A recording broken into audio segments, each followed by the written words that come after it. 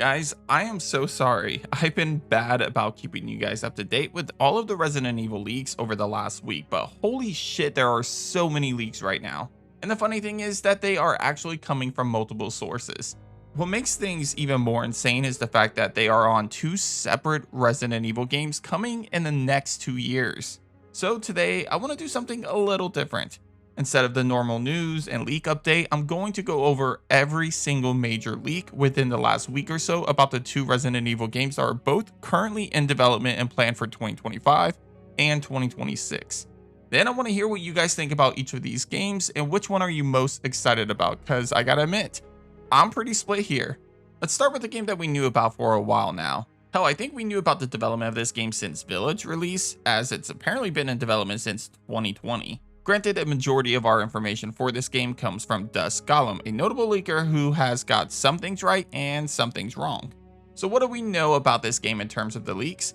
Well, we know a lot, and in fact, we got a lot more information recently.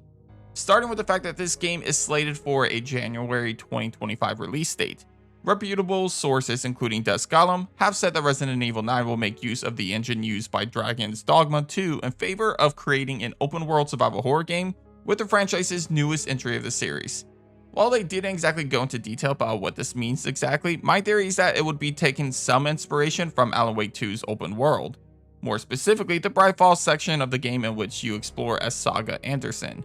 If handled like this, then I would definitely welcome an open world for the newest Resident Evil game, but it needs to be done correctly. Dusk Golem leaked the location of the game, while other sources are talking about the main protagonist of the game.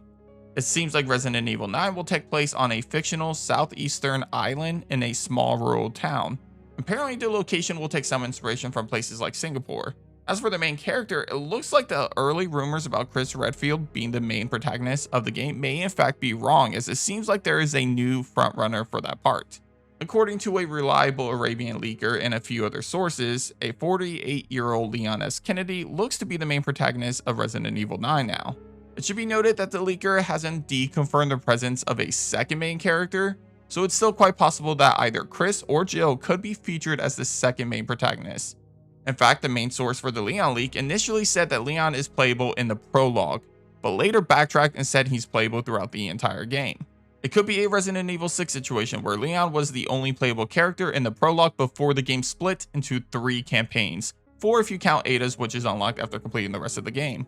This pretty much covers any and all major recent leaks around Resident Evil 9. So to recap, Leon is the main protagonist of the game at 48 years old, in which he would be making his return since Resident Evil 6 in terms of the timeline. The location is on a Southeast Asian island in a small rural town that takes some inspiration from Singapore. And it will be an open world survival horror game, hopefully in the same vein as Alan Wake 2. I guess the bigger drawback of a game that focuses on Leon Kennedy is the fact that we may never get to see the cliffhanger at the end of Village addressed. Or perhaps it'll be addressed off screen in some way, or even ignored completely, which we have seen both done by Capcom in previous games. So what are your thoughts on these leaks, and if they do turn out to be true, are you excited for Resident Evil 9? Okay, so now let's take a look at the other big project, which honestly has started to receive a lot more information and a lot more reliable sources coming out to support these leaks. This news started with one notable leaker, Daniel Richtman, who tweeted that Resident Evil 1 Remake is officially under development. He also confirmed that the release date for the game will be 2026 at some point. This information was also confirmed by other reliable leakers who all heard the same thing from their sources. But recently, things got a little more interesting. Another leaker, BioClassified, announced via Twitter that he received a reliable leak from one of his sources with information about Resident Evil 1 Remake that's slated to release in 2026. To start, he says that the new remake of the original game will be a slower pace than Resident Evil 2 Remake. He also said that due to the low number of enemies in the game, the zombies will have more unique models in which each zombie will look different from each other in the game. While on the topic of the game having less zombies compared to previous remakes, he also said that the zombies will be bigger bullet sponges than we've ever seen previously in the remakes. The idea is that it will cost a lot more bullets and resources to put them down, making it more vital about which ones you should actually kill and which ones you should avoid. Crimson Head, seen in the 2002 remake of Resident Evil, will once again return for this new remake. Obviously, like the rest of the remakes, Resident Evil 1 will be using a third-person perspective for the gameplay. Another obvious change is the fact that Resident Evil 1 Remake will not be using pre-rendered backgrounds. And the final and probably the most exciting part of the leak is that apparently this new remake will expand the lore of the game. Yeah, this sounds pretty amazing to me. There's obviously a lot that wasn't confirmed here, but at the same time, you can assume certain things. Like obviously, we have to see both Chris and Jill playable. Whether that means that Capcom will split the story in half and make it a more streamlined story, or if they will stick to the source material and feature two separate scenarios, that's still up in the air. The announcement that this game will be slow paced and the enemies will be harder to take down falls in line with how I think the first game should be. Keep in mind that this isn't Resident Evil 2 or 3 where you're inside a city of zombies. Instead, the main characters find themselves inside a single mansion throughout the entire game. For that reason, having less zombies, but them being more difficult to put down makes a lot of sense for the setting of the game. And I love the idea that the resources are going to be even more important now due to how hard it is to put an enemy down.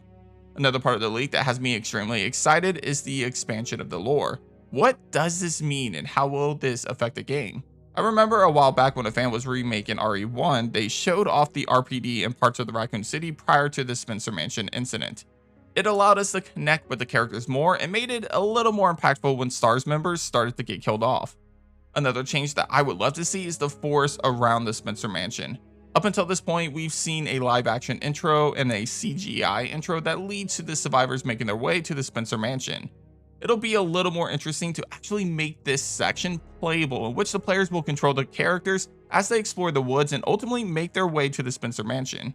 As for other lore changes, I imagine Capcom is going to build up Albert Wesker even more after making him front and center again in the Resident Evil 4 remake. So I would expect to see more of him in this game and even some changes made to his character that might make him a little more interesting of a villain, if that's even possible. The final thing that I'm extremely excited about are the face models. Obviously, Jill Valentine has a new face model via Resident Evil 3 Remake, and since that game takes place not too long after the first game, I imagine the models won't change that much outside of her typical outfit that we saw teased in the Resident Evil Death Island CGI movie. However, it's the rest of the characters that I'm more excited about. How will they handle a young Chris Redfield now? Albert Wesker will probably be very similar to his look in Resident Evil 4 Remake, as I don't think he'll age that much thanks to the virus in his system, but what about the other characters like Barry Burton and Rebecca Chambers? It'll be interesting to see the direction that Capcom takes with all of these iconic characters of the franchise.